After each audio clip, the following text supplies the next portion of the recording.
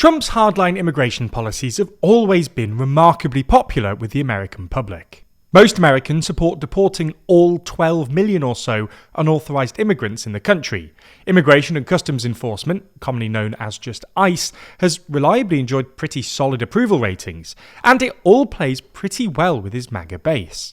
However, recent polling suggests that Trump and co. might have gone too far in their vehement defense of the ICE agent who shot and killed Renee Good. So, in this video, we thought we'd take a look at what's happened over the past week or so, and why it looks like Trump's immigration policies might have finally backfired.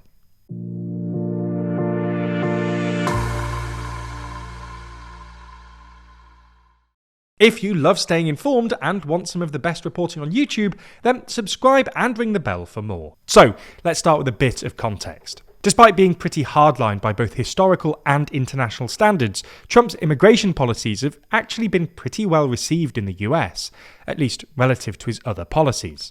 According to Nate Silver's polling aggregator, for instance, on the issue of immigration specifically, Trump's net approval rating has hovered around -5 for the past 6 months or so. This is down from the start of Trump's second term, when he was in positive territory, but still better than basically every other issue.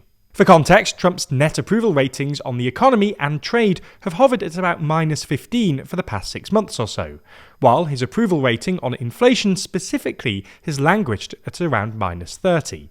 His foreign policy numbers aren't much better either. According to RCP's poll aggregator, Trump's net approval on foreign policy currently sits at about -10, although the most recent polls look even worse for him.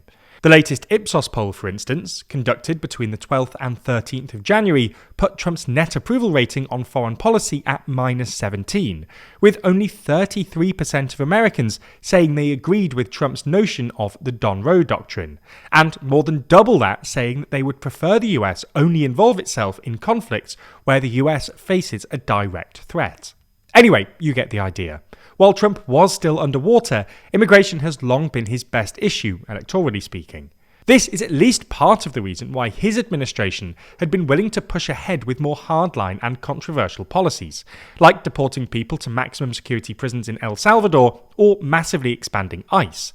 While these specific policies might not be that popular, they still drew the public's attention back to immigration and away from other issues like affordability, which is net good news for Trump's electoral prospects. It's also worth noting that Trump's immigration policies have been successful in their own terms, and more so than his other policies. Crossings via the southern border have fallen to essentially zero, and according to a recent report by the Brookings Institute, in 2025, net migration went negative for the first time in at least 50 years. Unfortunately for Trump, recent polling suggests that, in the eyes of the median American, the administration might have taken this strategy too far with their reaction to the shooting of Renee Good. For anyone who somehow missed this, Renee Good was a 37-year-old American citizen who was fatally shot by an ICE agent in Minneapolis in the morning of January the 7th. Good's car was stopped sideways in the street, but when ICE agents approached, she reversed and then tried to drive away, prompting an agent to fire 3 shots through her window, killing her. Good's shooting provoked outrage in Minnesota, but as they have done with previous immigration-related controversies, Trump and senior members of his administration instinctively doubled down and came out in defense of ICE. Trump himself posted on Truth Social claiming that Renee Good was, quote, very disorderly, obstructing and resisting, that she violently, willfully and viciously ran over the ICE agent, and that the ICE agent was thus acting in self-defense.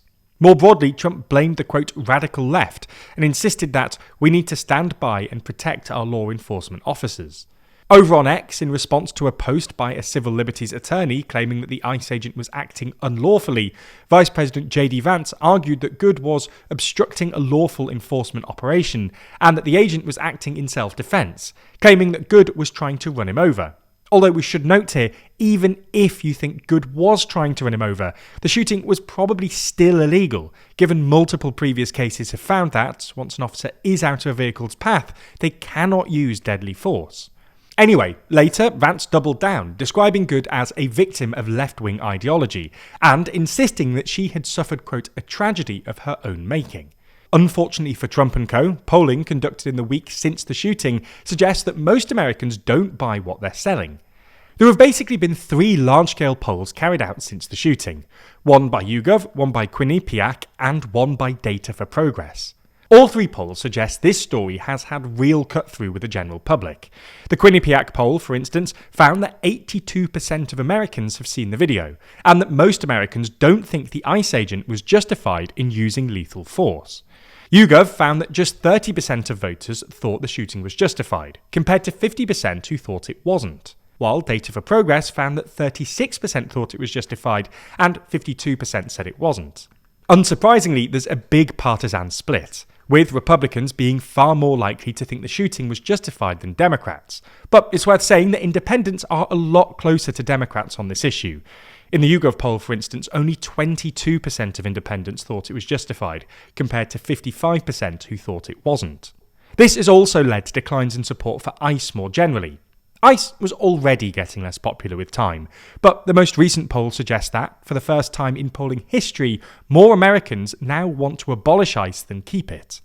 That YouGov poll, for instance, found that 46% of Americans want to abolish ICE, compared to just 43% who don't, while both the Quinnipiac and Data for Progress polls found that more Americans have a negative opinion of ICE than a positive one. Again, this is a surprisingly popular position with independents. According to YouGov, 47% of independents want to abolish ICE, compared to just 35% who don't. So, you get the idea. The Trump administration is very much out of step with public opinion when it comes to the shooting of Renee Good and ICE more generally. Unsurprisingly, this seems to be bleeding into how Americans perceive his immigration policies more generally.